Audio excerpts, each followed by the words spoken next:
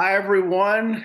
Craig Morgan with Blended Together. I'm excited to introduce you to some new friends, Mark and Jennifer out of Indianapolis.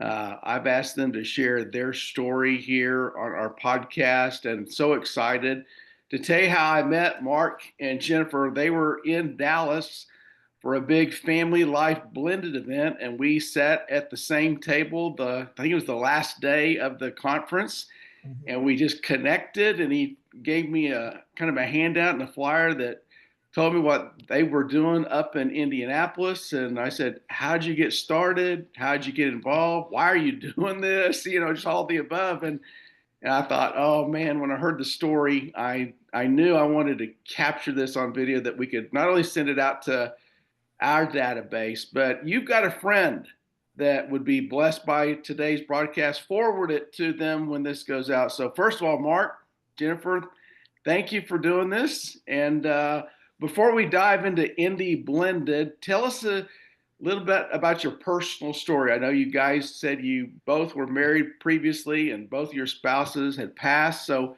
start there if you would, just so we can get to know you a little bit. Yeah, thank you, Craig, first of all, for the opportunity to be on this podcast with you. You bet. Yeah, Jennifer and I met in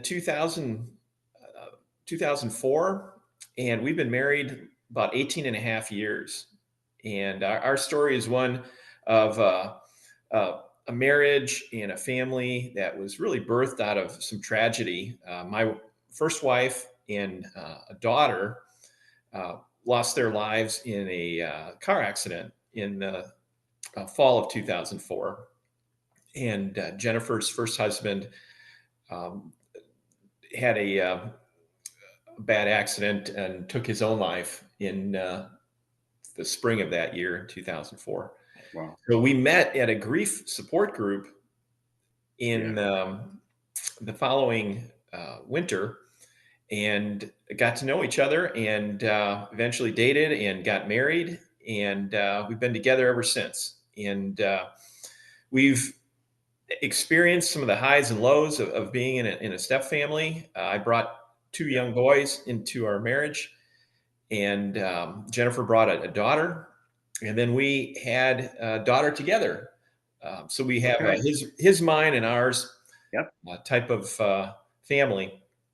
So we've experienced a lot of dynamics, challenges that come along with that, and I've just seen God's grace and His love and power in our family, and we want to pay it forward. So that's why we do what we do Awesome. in our ministry. And I'll ask Jennifer to share a little bit. That's great. Yes, so I grew up in a step family. My mom has been married three times, divorced twice. My dad remarried after my parents divorced, and so I knew I really probably didn't want to be in a step family, but Yeah. it had its own struggles, and but when I lost my husband and then met Mark and we became friends. It changed my mind. I thought, okay, I was praying for God to bring someone in my life who would love my daughter as their own and who would Awesome. love God. And so God did that. And so we were blessed by that. We've been married 18 years. Our Yeah. kids are now, our daughter is 17. The boys are 25 and 29, and my daughter is 26. Okay. All right. How neat. Let me go back. I think there's two questions that people might be thinking of right now. One, you grew up, as you said, Jennifer, in a blended family system. You saw your mom get divorced and remarried more than once. How did that affect you as a little girl growing up and just observing, is this marriage? Is this how family works? I mean, Mhm. give us your perspective. Go back and kind of how that you internalize that, I guess, as a girl growing up. Right. So when I was young, I thought marriage was temporary. I didn't look at it. I thought, oh, I just want to get married. When I was a young adult, well, probably even younger, I was 19, 20. I thought, well, I just want to get married one day. And if it doesn't work out, it doesn't work out, but I want to at least get married. And so I didn't go into marriage thinking this is a covenant. This is a lifelong covenant. I went in thinking this is an arrangement. And if it works out, it does. If it doesn't, it doesn't.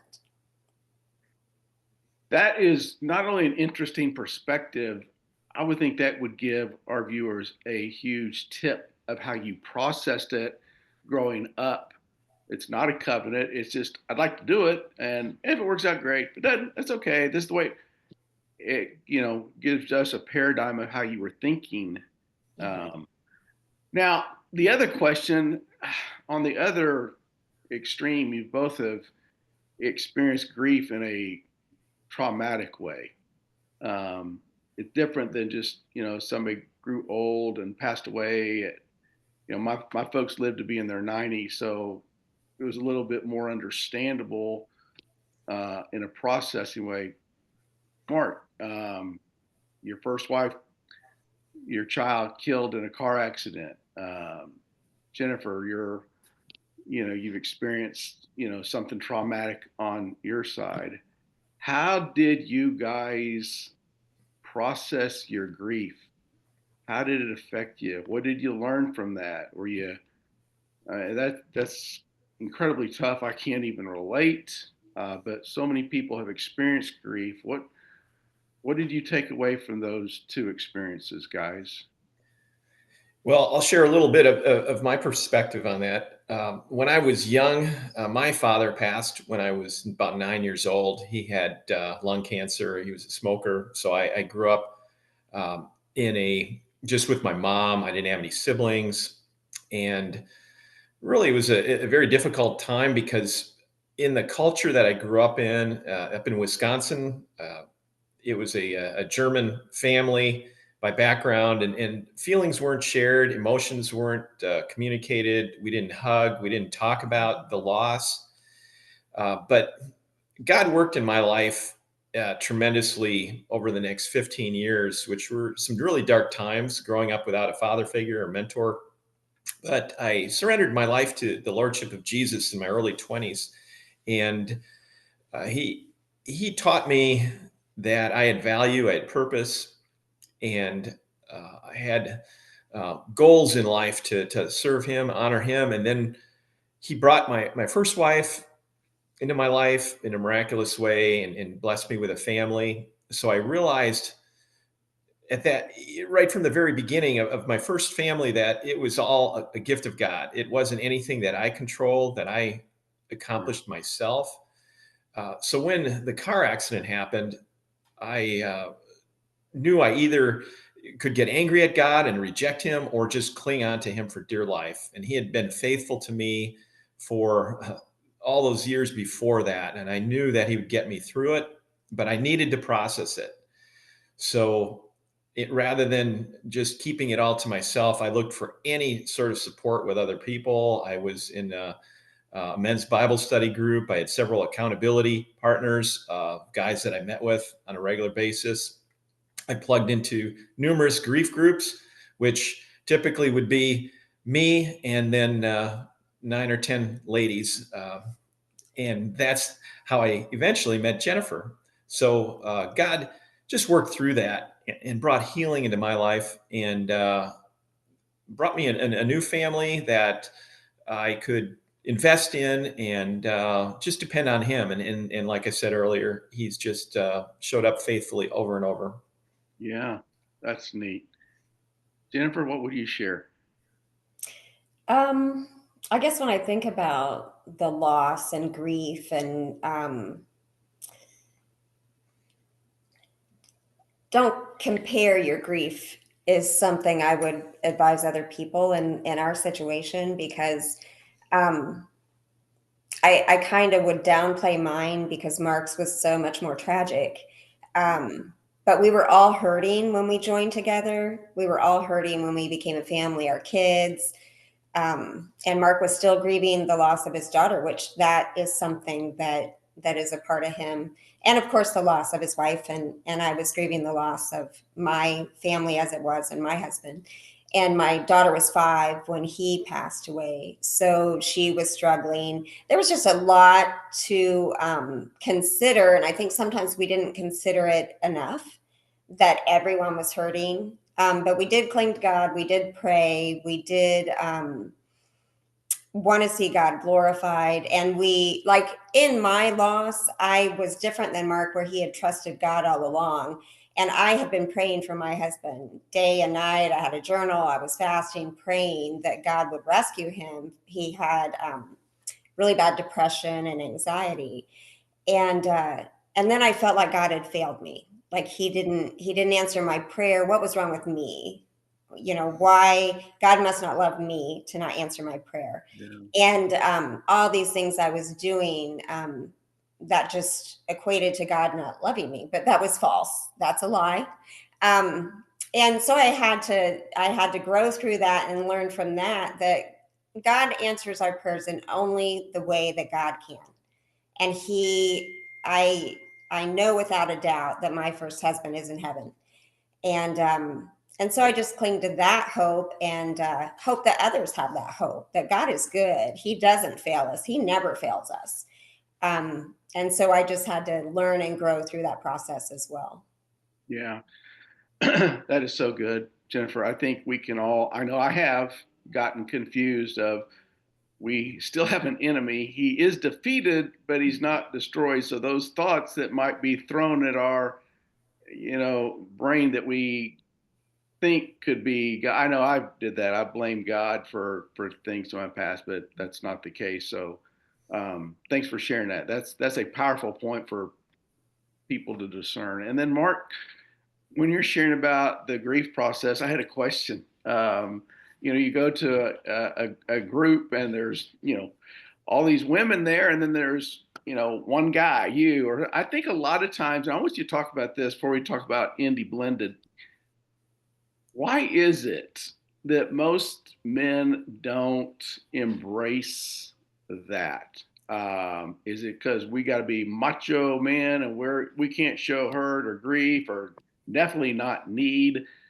But getting any kind of help, not just this, but any kind of help, is not a sign of weakness. It's a sign of wisdom. What would you tell a man? You're not being weird, you're being wise. I mean, help unpack for maybe a man, because this is so common. Men gravitate to hearing and learning. I mean, excuse me, women gravitate and learn from it, but men are like, no, honey, you do it. What would you tell a guy to open up? And some people hear this, maybe more than 2 or 3, that you could share with them as a guy. Yeah, absolutely. Craig, I think God has wired us as men to be problem solvers, to be conquerors, to be warriors, to provide for our families, and to take on the challenges that come our way. But believe that Satan twists that, and he uses that natural God-given tendency to isolate us, where, as you hinted at, guys, they want to handle things on their own.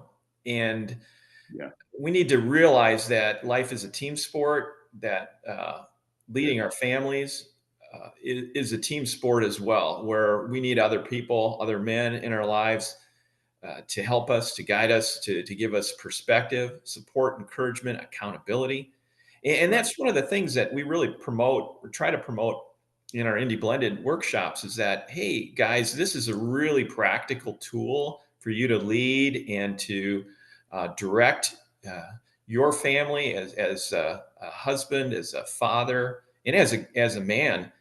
So, I even have a video on our website directed specifically to men, saying, guys, it's a good investment to do one of our workshops. Yeah, the payback is incredible. And that appeals to a man's nature of, solving problems and having practical path forward and solutions. That's so good. That's so good. Um, Tell us about Indy Blended.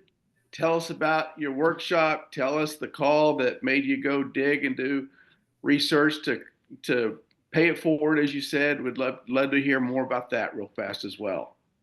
Yeah, absolutely. I'll say a few words first, just to say that I worked in the corporate world for 33 years, and my nature, I'm a research scientist, or had been in the pharmaceutical industry, and I want to apply those skills. God made me that way to find the best and practical information in the realm of step family living. So I love to research, to participate in meetings and workshops and podcasts like this. So I'm trying to bring together in our workshops the best of everything we've come across and Love it. package it in a practical way. And we combine it with stories from our own life and from other families that we've ministered to or are friends with, and provide a practical outcome for participants in our workshop. The sessions we cover, we say cover the 8 most difficult topics in Yeah. step family living. And we have discussions that follow our presentations at each hour during the Good. workshop. And the participants come out of that with a customized step family action plan that they can work from in the days, weeks, months, and years following the completion of the workshop. So we love the premise of it. It's a one-stop shop that can really provide a framework for couples to lead their families, and just save years of trial and error, and even months of Yeah. personal therapy or marriage therapy. Yeah. That's good. Jennifer, what would you add to that? I wasn't on board immediately because step family life is hard. And I'm like, oh, that's going to be really hard to. But if someone can learn from our mistakes, and I learn each time we give a workshop. And so we go over the stages of step family development, and it opened my eyes to why it took me so long to allow our family to grow. And as Ron Deal says in his step family books, it's a crock pot mentality. It's not it's not a blender. It's a crock pot. So you have to put everyone in close proximity and allow them to simmer and grow and develop relationships on their terms, on their timing. And so I wanted it to just happen really fast. And all of us were going to be one big happy family because God is good and He brought us together. And it didn't work like that. And so it was kind of hard for me to go, oh gosh, how can I help someone else when this was so hard? But again, if someone can learn from our mistakes, I'm glad to help. Yeah, no, I tell you what, you're speaking my wife's heart, Gina. I mean, when we got married, she thought we were all just going to come together, live happily ever after. We're going to be one big family, and everybody's going to get along. And here we go. Yep. That wasn't exactly how it went. But we didn't know what we didn't know back then. We've been married almost 30 years, so we were literally the blind leading the blind, just trying to go. Well, you're trying to figure it out on the fly. So I think what you're just sharing is huge for anybody that's maybe even divorced or dating or a new blended family or maybe a blended family for 20 years, because you don't have to learn everything the hard way. I know some things we learn the hard way, but you can learn from other people like what you're sharing and go, oh, light bulb, go down this road, don't go down that road. So that's good. Gosh, time's already gone. But hey, before we go, how do they find you? How do they find your workshops? What's your website? Just please share that with us so more people can find out about what you're doing. Yeah, really simply, Craig, we've got our banner behind us. Our website is indyblended.com, and just go to that, and it has a description of our story, links for our workshops, the dates, the locations. And I will add that even though we call ourselves Indy Blended, we're not limited to the Indianapolis area. We've actually given our workshops out of state and are able and willing to travel anywhere. We believe there's such a value to just meeting up with people in person. So we've worked by Zoom and counseled couples online, but also we love the in-person workshops. Right. That's great. So if somebody wants some extra one-on-one help, you're open to scheduling Zoom time to deal with their specific situation, in addition to doing a big group workshop. Absolutely. Love it. Love it. That's great. Well, guys, thank you for sharing this. We will, can't wait to not only send it out, but to just prayerfully, see how the Lord can utilize this to reach other people. You've given them encouragement, just sharing your story and what you've done and what you're doing now. So thank you guys for being here. Okay. Thank you, Thank you. Craig. Thanks for having us. All righty. Bye. Goodbye.